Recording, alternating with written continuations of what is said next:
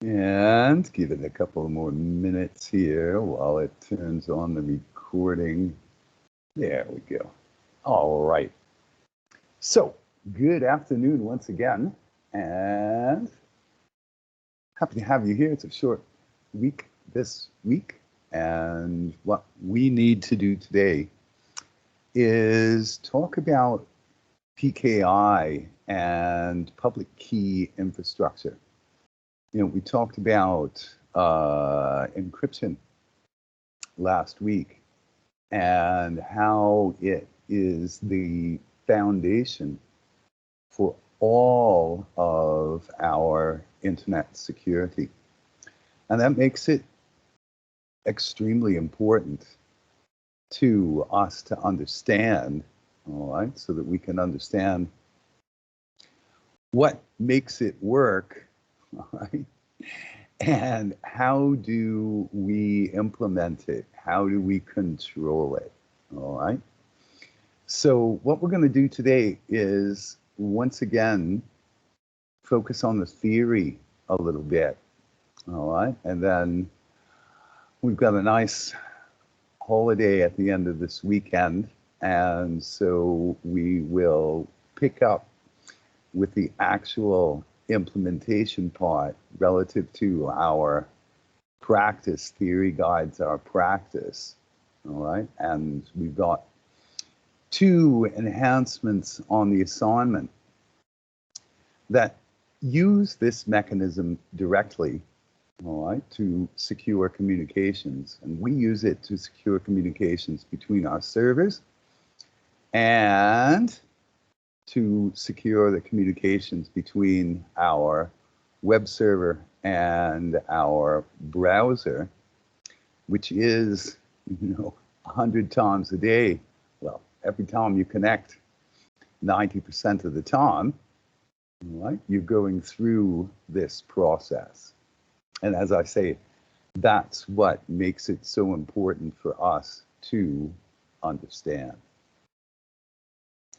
So I'm going to turn off the camera here, and we're going to focus on some PowerPoints today, looking at how do we manage certificates?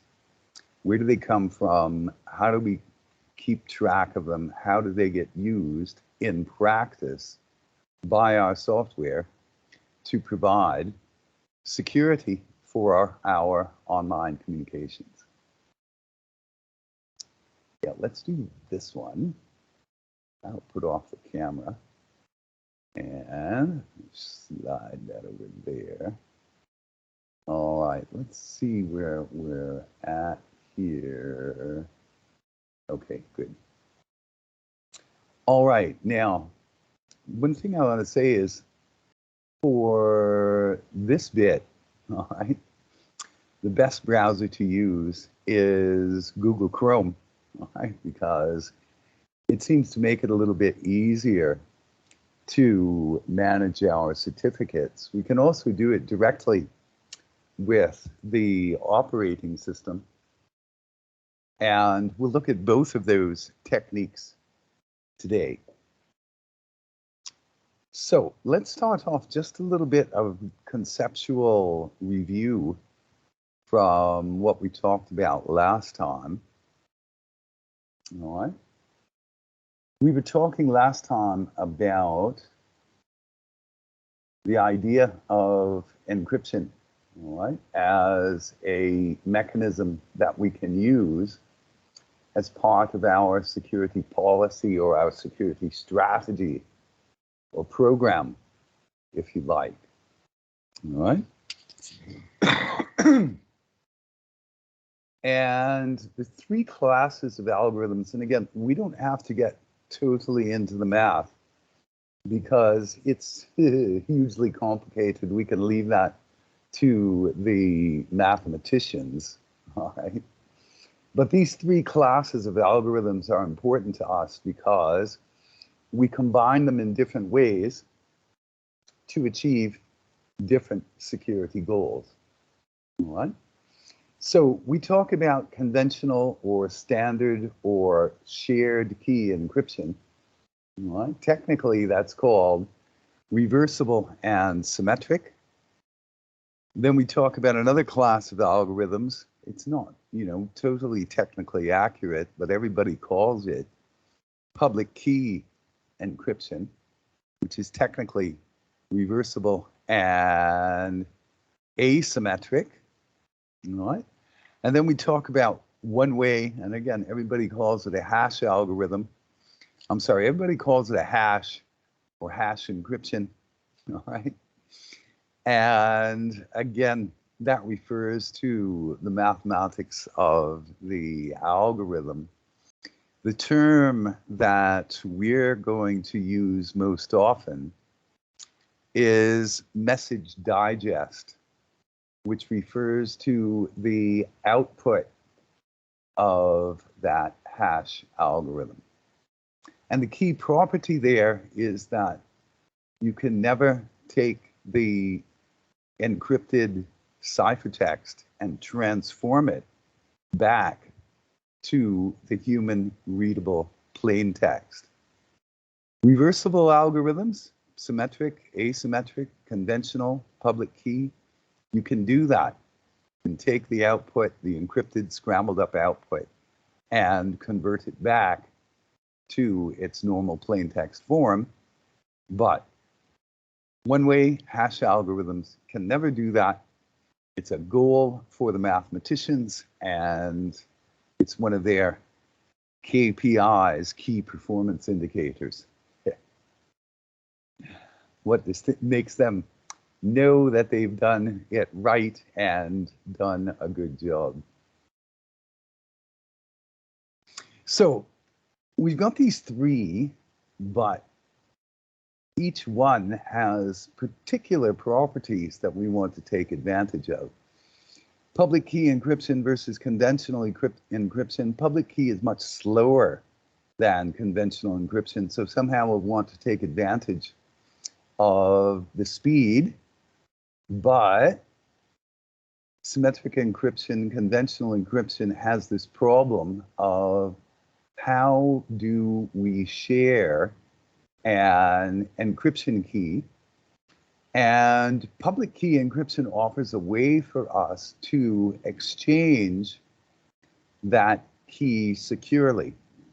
So we end up with a system where we want public key encryption for secure exchange of the key that we can use for faster conventional encryption, right?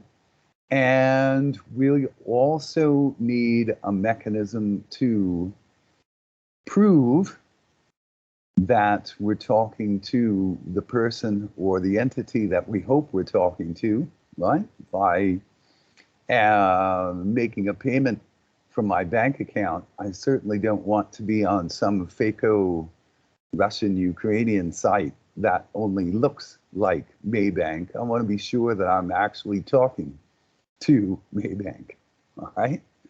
And that's where we rely on the hash algorithms, the message digest, right, to provide that assurance of authentication.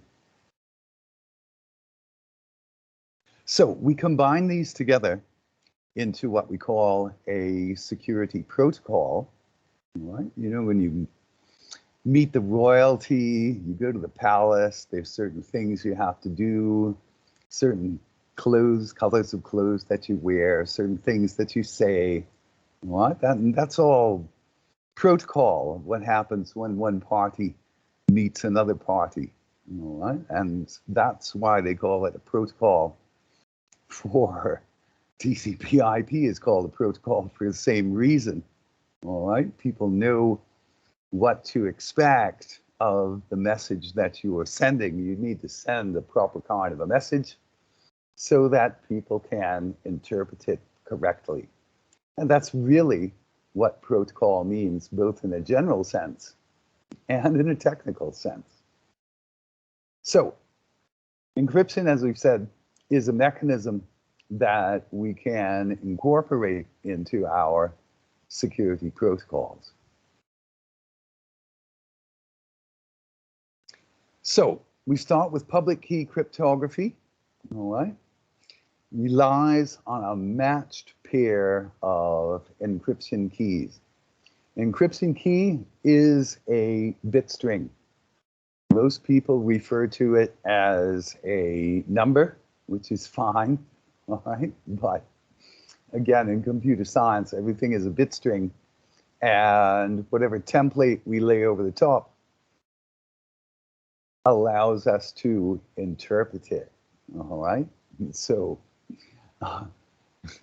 a bit string that we use for an encryption key could actually be a GIF file or a JPEG file or any kind of a document, all right? Because we're just using it to, in combination, it's a combination of two bit strings that we put together mathematically inside our black box algorithm. But the mathematical properties of public key encryption, relying on Euler-Stoichians and very large random numbers, is it's a matched key pair, all right?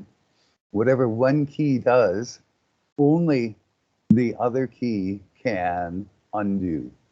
So if I use one key to scramble up my plain text human readable message, could be this PowerPoint file, could be anything, right? And send it across to somebody, they need the other half of the key pair in order to convert it back to a sensible form, right?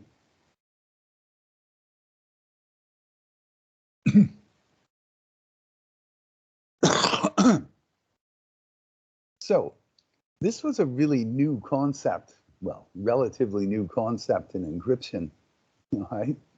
Symmetric or conventional encryption had been around for 1,000 years plus, and hash algorithms had been around for hundreds of years, and public key encryption is a new kid on the block.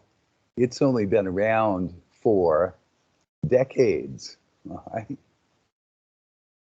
But this led to the idea of a digital signature, right? Let's push on a little bit. There we go. Using two algorithms, a one-way algorithm and the public key algorithm, all right? So I create a message. Once again, anything is a message, a zip file, a JPEG file, a PowerPoint file, whatever. And I generate a message digest by running it through a hash algorithm, right? The output of the hash algorithm we refer to as the message digest. It's always the same length, no matter what the length of the source document, and it can never be converted back to the original plain text. So once I generate that message digest, I encrypt the message digest with my private key.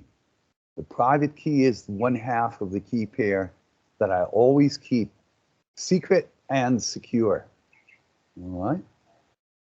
And once I do that, I can stick those two together, send them across in an email or any kind of messenger, WhatsApp, whatever, all right?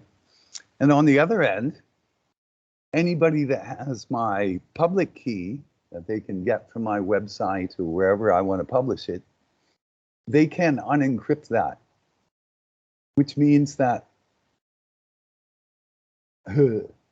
I cannot deny sending that message because it had to be generated with my private key. And according to the rules, according to the protocol, I keep that one secret and secure.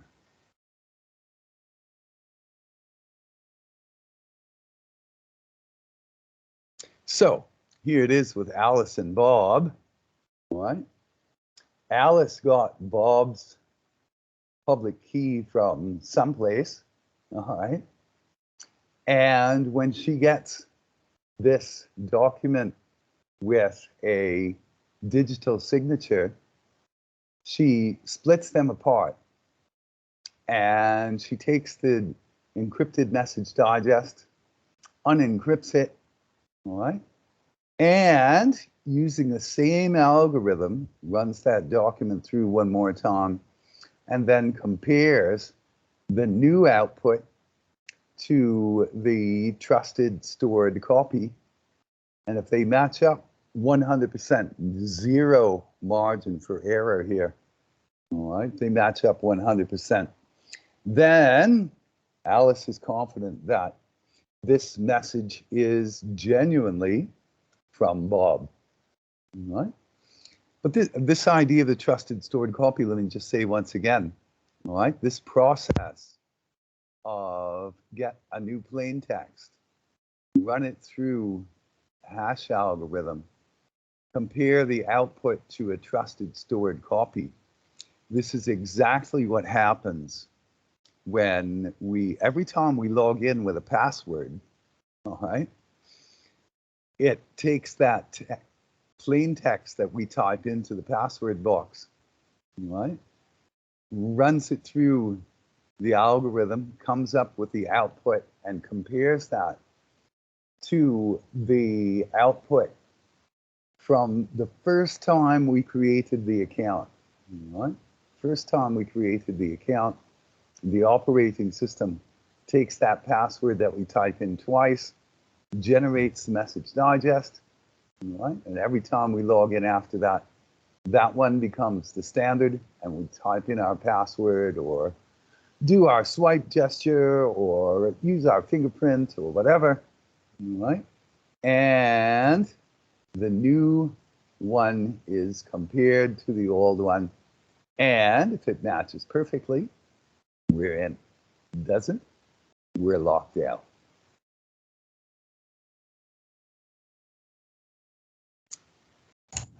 This is an example of a message digest. And again, it's just a large bit string that somebody laid an ASCII alphabet over the top of this one. And that's what it looks like. It's actually better than just a lot of zeros and ones, but if we looked at it in a hexadecimal form, it would be just as meaningless.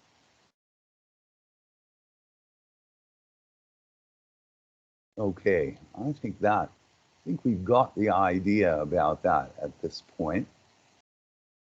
All right. That quality we were talking about before, it had to be done with your private key, is a quality that they call non-repudiation. Right? It's a term that you need to at least get into the back of your mind for the exam, okay? Because it is an important one when we talk about digital signatures and encryption.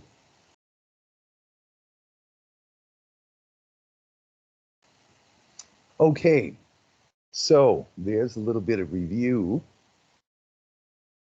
Don't see anything coming up over here. Okay, let's press on a little bit here. All right. Now, this was one I mentioned before. All right. We want to use the key, the shared key encryption. All right. Because it's faster, conventional encryption algorithms. Also, Alice and Bob need to exchange their public keys, and we need some assurance that the public key is genuine. It's just a big bit string, right? And so we need to have some way to associate that with a person very reliably, when we're talking about Bitcoin transactions and electronic payments in general, especially.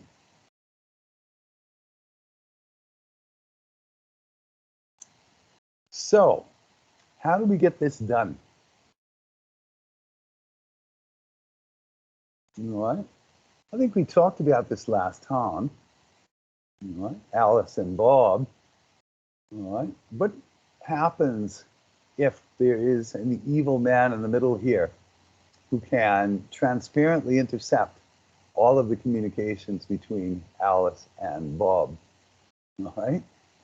Alice and Bob want to exchange their public keys. All right?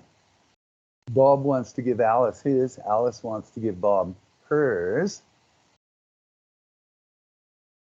What happens if the evil man in the middle grabs that and keeps track of Bob's public key, Alice's public key, gives them both the evil public key, right? Bob thinks this is Alice's. Alice thinks this is Bob's, but they're actually exactly the same, right? And the evil man in the middle can take anything that Alice is sending out with a digital signature, transform that using the evil product key to a digital signature that Bob will think is from Alice. Right? So can cause all kinds of havoc like that, right? Add zeros to a payment order, right? Change the content of any kind of a message, right? So this is something we've got to find a way around this. And that's formally what they call mutual authentication, not an important term for us, all right? PKI is a hugely important term for us. And the man in the middle attack works when all public keys look the same and people exchange keys directly. So this is the new mechanism that people have come up with, all right? It's called digital certificates issued by a trusted third party. All right? And how do we know if we can trust this third party? Because there's a whole chain of, shall we say, guarantors or people giving a letter of recommendation, if you like, right? To give us the assurance that whoever we're talking to is trustworthy, right? And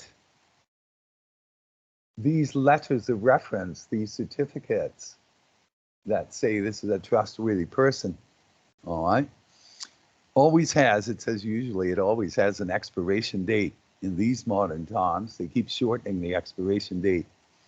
The browser manufacturers keep shortening the expiration dates. Google and Netscape and Apple, they're in a big conspiracy about this. And they have a confidence limit that says they're valid up to this point. We're not going to certify this one for $1 million, but if it's not too expensive, say it's under 100 or something like that, you can trust this person for that much, but not for any amount that's larger than that.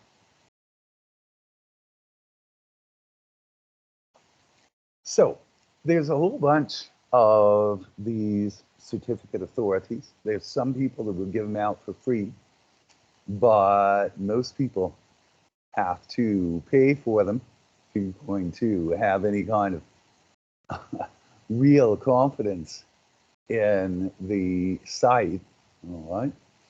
And the big idea here is that before you get a certificate, the certificate authority checks your credentials to make sure that you are a trustworthy entity, right? So like Maybank, again, you go back to that one, or whatever bank you like, right? The certificate authority is going to check very closely to make sure that your credentials are genuine, and then issue you a certificate that says, all right, we trust that you are who you are, and now other people will trust you because we're a trustworthy third party.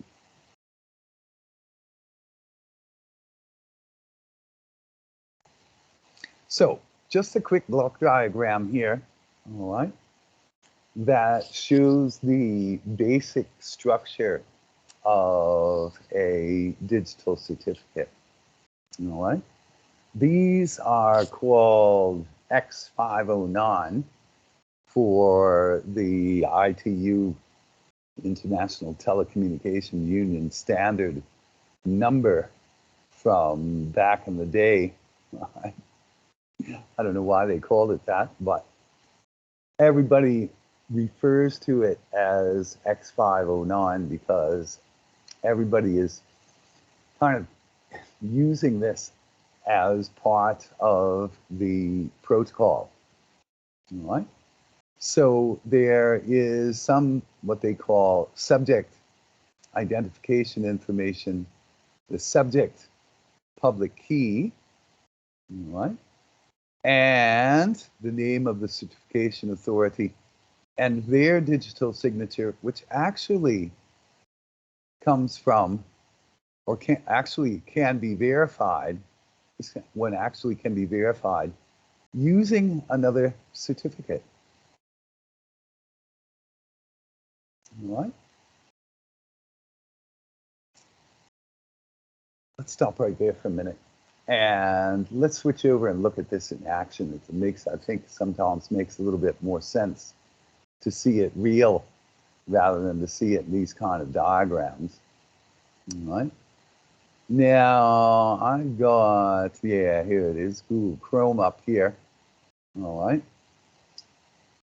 Now, I'll just show you what happens here. I'm just going to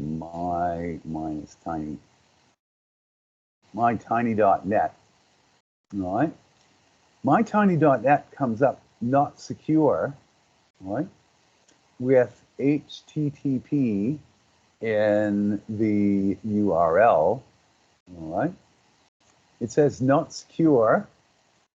Don't enter passwords or credit cards because this one is in plain text as it goes across the network.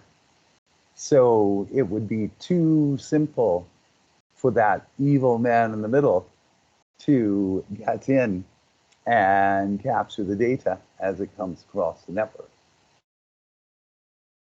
AP space, on the other hand, right? It's got HTTPS at the beginning of the URL, and it means that the my browser and the AP space web server negotiated to use encryption as they send it across the network. So my browser is going to encrypt every message on its way out. Right? AP space catches that, unencrypts it, does whatever it needs to do, and encrypts whatever it's sending back on the way out. And my browser will catch it, unencrypt it, and display it for me as my timetable, for example. All right. Now, oops, yeah, I didn't mean to do that. Doesn't matter. I can click on the little lock icon up here. All right, connection is secure. I can look at the connection details. All right, and I can look at the certificate. So this certificate is intended for, this is that first part, right? And if we look right here, there's this weird number thing. 2.23.140, that's not an IP address. That is an X509 object identifier, OID, all right? And again, it's part of the international standard. If you are digging into LDAP and into the details of LDAP, LDAP uses object identifiers very similar to this, right? Because X509 was actually part of a series of standards related to LDAP and email addresses, right? Most of that has fallen by the wayside. It was never very widely adopted, the whole big thing, but little parts of it still remain with us, right? Like LDAP and like digital certificates. All right. So issued to apu.edu.my, that's pretty clear. Issued by Amazon. To Amazon. Let's stop for just for a second here. Wait, let's not do that. Yeah, let's do this first. All right. So this is what we're looking at. Subject identification information, www.topnet.edu. All right. And certification authority name. Okay. And that's what we can see in the details tab up here at the top. All right. The X509 version, right? The algorithms that were used to create the certificate of signature hash algorithm. So I need to have a copy of this algorithm somehow. All right. The issuer, we'll come back to that one in a minute. Valid from, valid to 13 months is what Google and Microsoft and Netscape and Apple came up with a couple of years ago to say certificates used for websites cannot last longer than 13 months. The browsers will start to reject them. All right. And so lots of people complained that that was a conspiracy to make them pay more often for their digital certificate. But the browser people said, no, no, no, no, no. This is all for the benefit of the world at large, right? Because the more often we change these, the more secure the whole system is. Just like saying, you know, the more often you change your password, the less likely you are to be hacked. Just the same theory. So there's a from there, that's the one, the subject, right? The public key, there it is right there, all right? That's what it looks like in a hexadecimal representation, just a bit string, all right? Some object identifiers again, all right? The subject alternative name, right? This has to match what is in the URL bar up here, right? That's another one that the browser manufacturers have imposed on certificates, is they must, whatever name is in the URL string that they're processing, whatever name that's here must appear in the certificate. That was just another restriction that they imposed a few years back now. Wait, I want the certificate page here. We were on the details. All right. And there it is.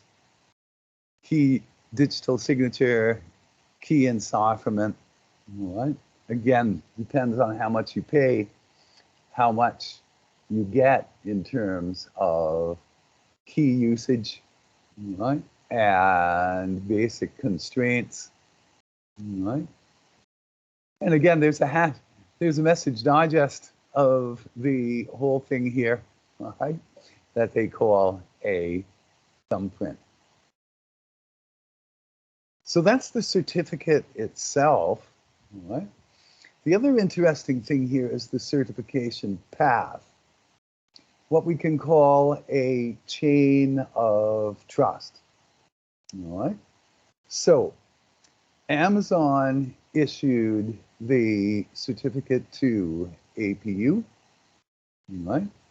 Amazon has a certificate here that we can use to verify the digital signature. We can view that certificate.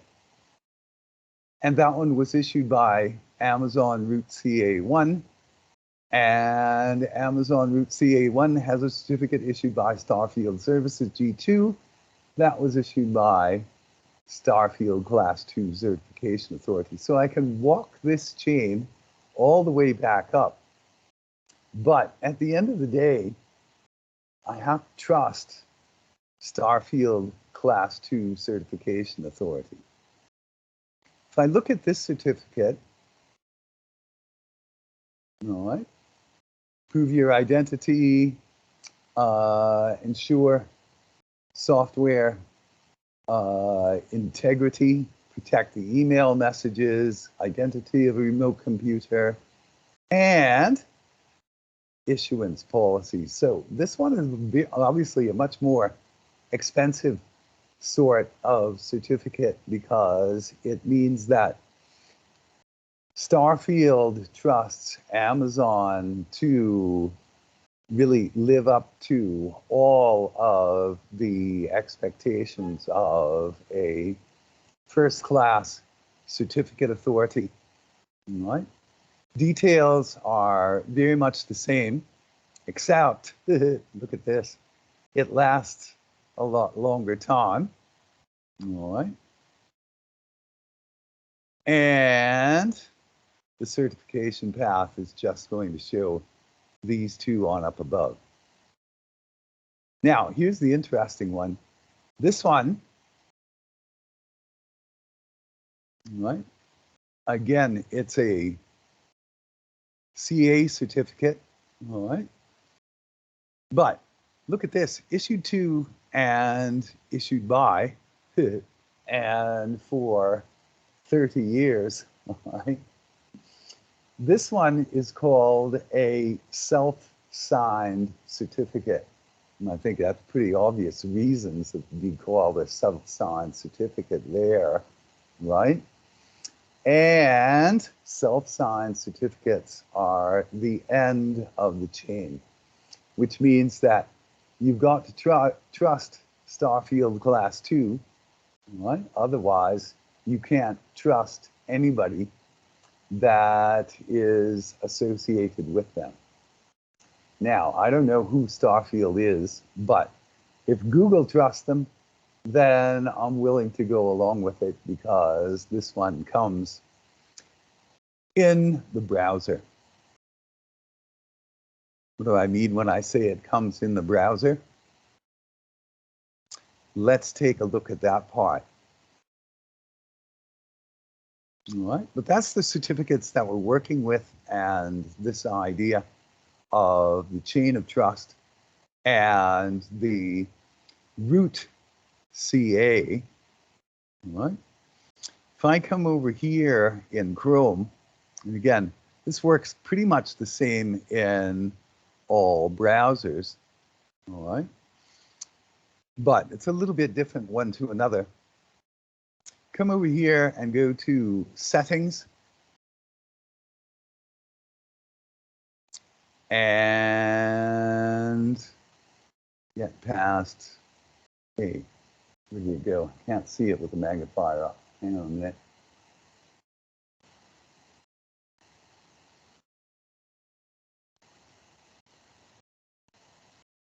Hey, where did it go? Ah, there it is. Privacy and security, you have to find that. Google rearranged this somehow. All right. Browsing data, safe browsing, site settings. Hey, where did it go? Uh-oh. Let's try security.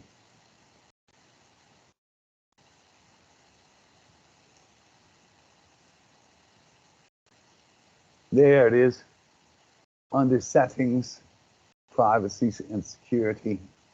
You scroll down until you get to advanced, and you can manage your certificates and settings.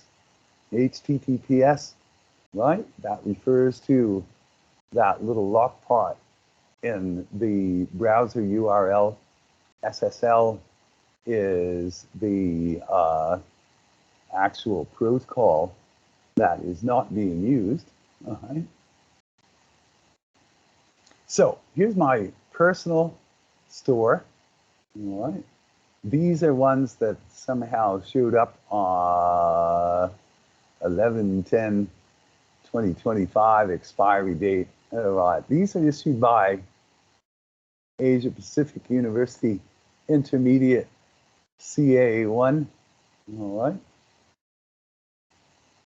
If I don't seem to be able to look at that one, import it, export it, certificate intended purposes, maybe we can just view it here.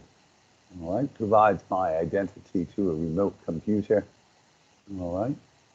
This one is one you can see down here. You have a private key that corresponds to this certificate. All right.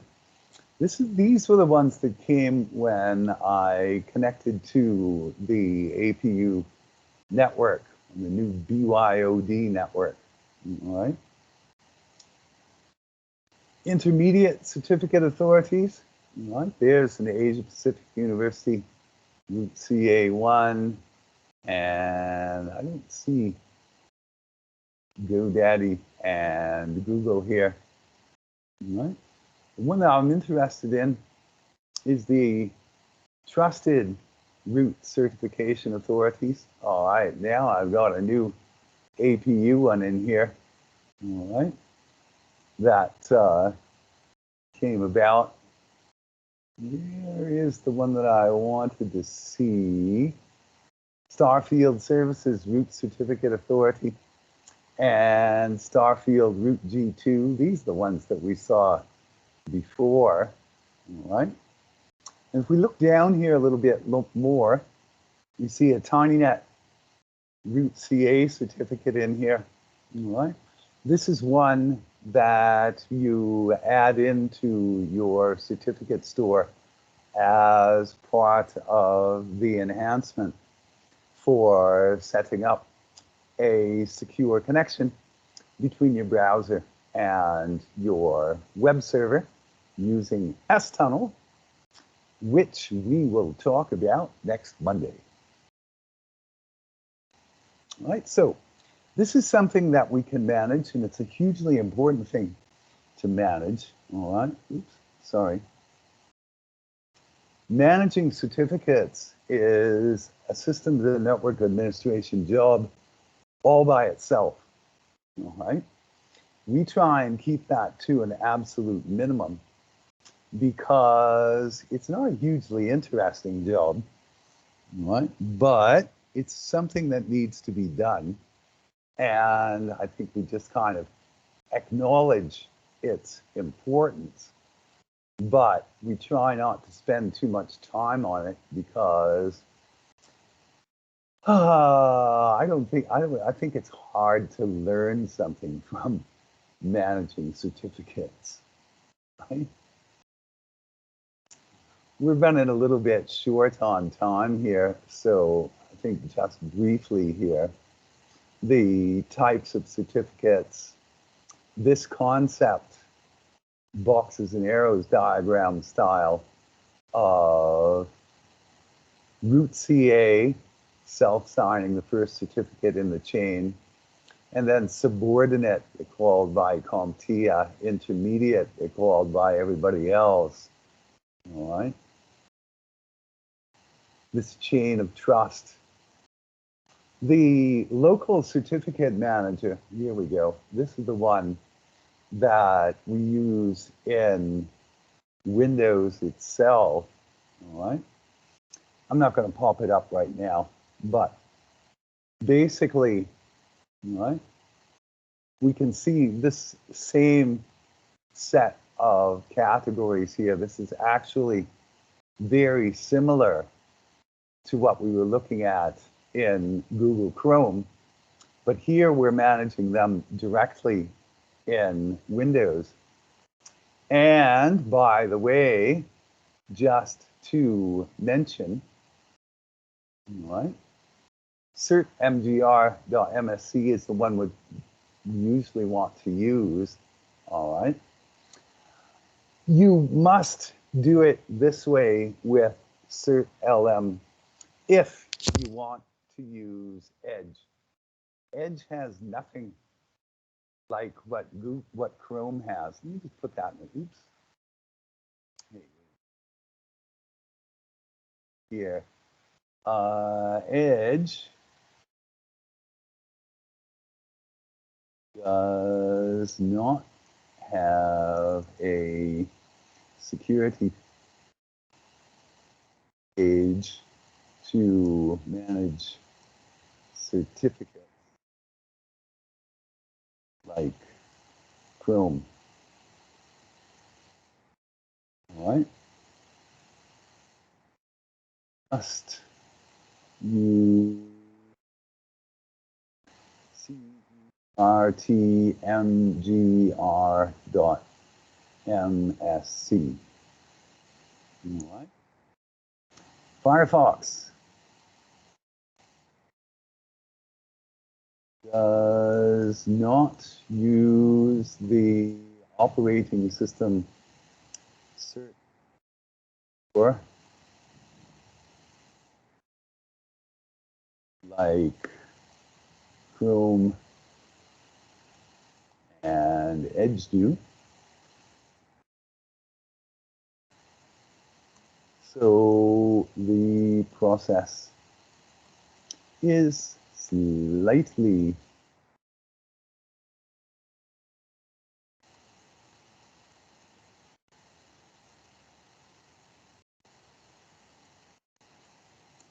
the process for managing the certificates is slightly different in Firefox than it is in Edge and Chrome. All right. To me, Chrome is the easiest. All right. Second easiest is Cert Manager. For those of you who do Safari,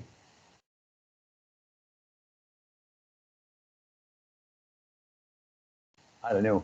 You're going to have to Google it up if you like, all right? But I have a feeling, actually I'm dead certain, that Safari will use the underlying operating system store, all right? And there is one way or another to get there through through either the operating system interface like certmgr.msc or through the browser interface like we do in Chrome.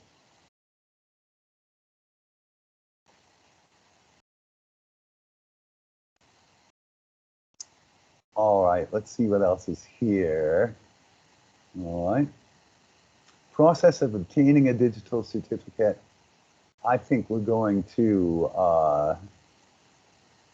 slip by on that one. And I think it's time to close our discussion for today.